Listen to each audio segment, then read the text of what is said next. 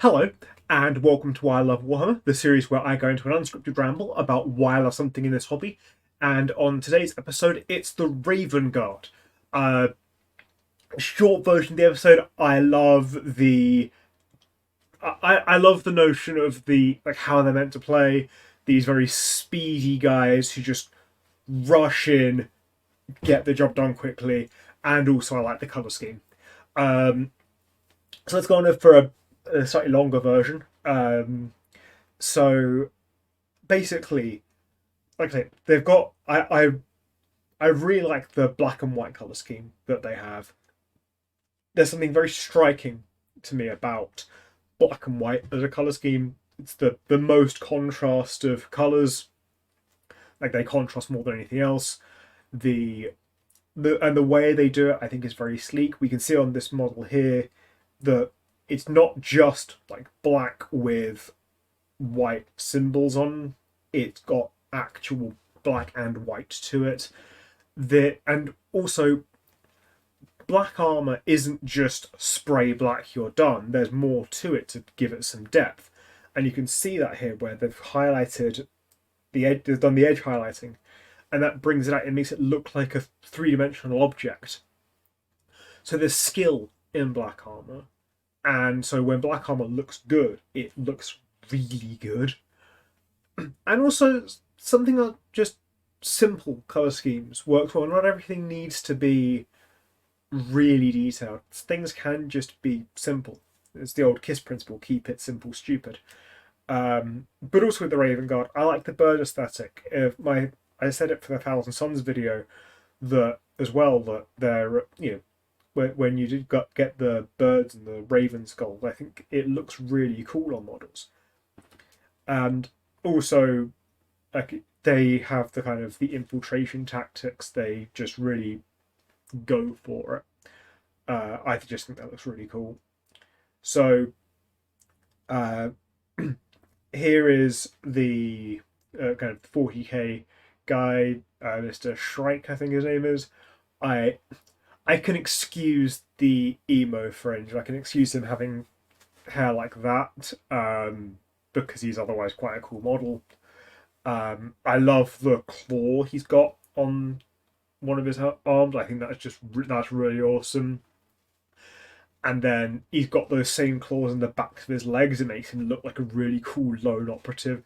The gun's awesome. The jump packs, or I love the jump packs with the little veins on them, the flappy bits, because it kind of adds a level of believability to them. It makes it look more like a kind of 21st century aeroplane. But I also love the bird bits on him as well, like these feathers here, the feather there, that claw. It's glorious. Also, he's standing on like genuine terrain. He's not just like 1 foot up on a rock. He's like genuinely got quite a large piece of scenery on his base, and I think that really adds to the model. So yeah, I think this guy's a really cool model. He looks a bit silly with his Spider-Man 3 emo fringe, but I do think otherwise he's just a genuinely very cool sculpt. Okay, Corvus Corax himself. I think the 30k model of him looks brilliant. I love the dynamic pose. He looks like he's jumping away. I feel like a lot of more recent flying models are trying for this aesthetic where it looks like he's like either just landing or just jumping away. Um, but I think this model does it about as well as it can be done. I always love the diorama bases with him fighting the Sons of Horus Marine and the Mark III armor. I think he's got a beautifully done jump pack. The wings I think look really cool. I also like how it's kind of a mirror for Sanguinius, because Sanguinius has these like very natural angel wings.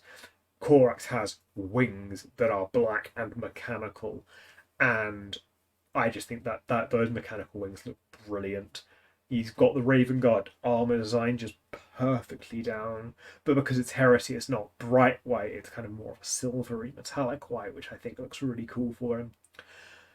Corvus Corax is actually a Primarch I'd love to come into the 40k setting. I love the idea of him being a loyalist demon Primarch, I love the idea of this giant demonic raven that you can put into your loyalist factions.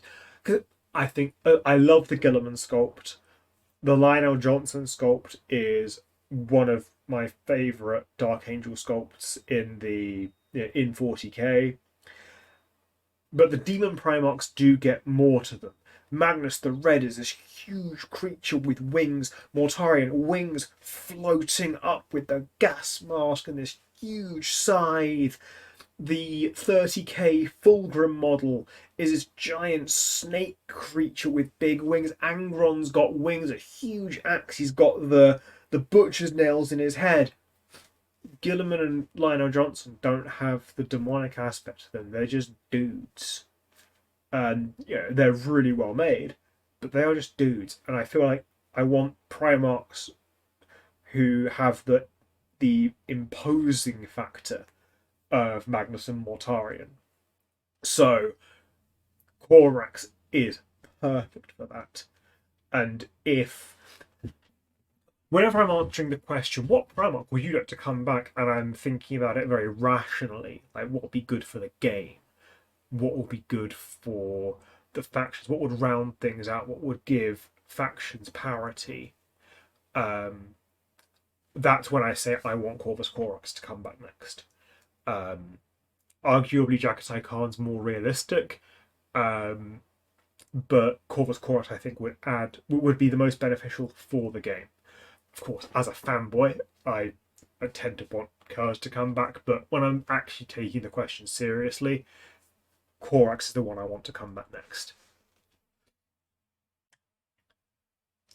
Ravengard have such cool sculpts. Again, with the whole bird aesthetic, I feel like you can really go to town with them. These guys have talons, it's not just claws always. They're curved like raven talons. They've got the wings to kind of enhance their jump pack. It's just a really beautiful aesthetic they've got, and it really works well. I've made quite a few fantasy Ravengard lists for Horus Heresy and 40k because they are just beautiful models, really cool sculpt, and it would be so fun to paint up. And again, like black, white, silver, and then like red tinges for the eyes, I think would be very striking and very uniform as a colour scheme. And I don't think it would be terrible to paint. White on black is a bit of a pain, but it's doable. It works for Black Templars, it works for Ravengard, it works for Iron Warriors. So I don't think it's a terrible colour scheme to try and put in effectively. You could edge highlight in silver a bit to just give that black it's more of a three-dimensional appearance to it. They're a really cool looking army and beautiful colour scheme.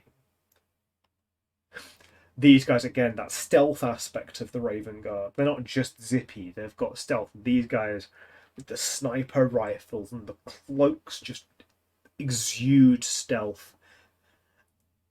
And also, I just want to point out how weird that is, given these are like 11-foot super soldiers in walking ceramite armor. That they can be stealthy is something weird and peculiar and just really cool. I think sometimes it's very easy in this hobby to look at something ridiculous or incongruent and view it as a negative. But actually, no. Sometimes it's genuinely very cool. And it speaks wonders that something as incongruous as the 11-foot super soldier can be stealthy. In a sense, it makes them stealthier. Like, if you gave me this technology, this level of stealth, maybe I'd be stealthier than a Ravengard soldier. Maybe not, but the fact that they can be stealthy, as they are, is incredible. And I think we should be viewing this as a positive and a compliment to the Ravengard.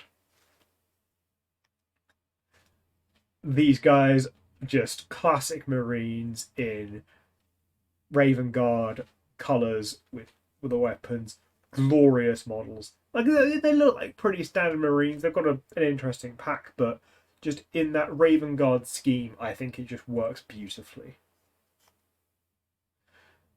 Again, these guys, more stealthiness to them. It just works. There's something about it that works very well with the Ravengard. And it fits with their lore, it fits with kind of who they are, it fits with the colour scheme as well, that black for stealth. And actually, these guys being a bit more of a blue, I can't remember where I heard it, but blue's meant to help you blend in more at night time than black anyway. So a slightly blue tinge to a Raven Guard I think would work very well for these stealth units. This tank, I mean, everyone's going to need tanks, even when you're being stealthy. This flyer moseying round the setting, I think is just really cool. It just would work very well in a list. And the red highlight really brings it out, I think, as well, and makes it look a bit more, adds the differences between it and your regular Raven Guard models, and being able to distinguish between things I think works. It is very much kind of in your favour as when you're playing tabletop. And so this thing cruising around, I think, is just spectacular. I don't really know what this guy on the vehicles left, our right, is doing, because he's just standing there. Maybe he's steering, maybe he's not. I can't tell. Still cool though. Still cool. Okay, the bikes. It's a stealth. It's a fast attack focused unit. It's gonna need bikes, and the bikes are awesome. I think Space Marine bikes do look really cool. There's something cool to me about the bikes, the way they move around, the fact they're still using motorbikes. I own 6 bikes myself, and I converted a biker for a different for an elaborate kit bash. So I very much enjoy the bikes, and I think that they are just genuinely wonderful things to have around. And I keep repeating myself, I like the way they look, and I think they're just right at home in any Ravengard list. This Primarch Lieutenant, I just think he's cool, and with the way he's posed, I think that works well for Ravengard. And he's got the same kind of faceplate as the Shrike from the very first slide. So yeah, I think this guy's cool. He's flying, he's got a jump pack, he fits Ravengard. I don't know how much more I can say. I can go into loving his sword, enjoying plasma pistols as a concept, but really this character's here because he would fit very well in with the Ravengard. And this is the last one. It's these jump packs. It just works really well for Ravengard, and I think they do belong in a Ravengard list. Would I prefer to have flying stands rather than leaping off small rocks? Of course. Do I still think they look cool? Of course. But yeah, I think that's really why I love the Ravengard. I love this jump pack thing they've got going on. I like the flight nature of them, the stealth, but the strike implementation for them. I think they work really well in the setting, and the simple high contrast color scheme I think is beautiful for them. Thank you very much for watching to the end of the video. Current question of the day is going to be which is it? Hang on, let's really think about this, because I don't want to just go, oh, what's your favourite Space Marine faction? I mean, put that if you want.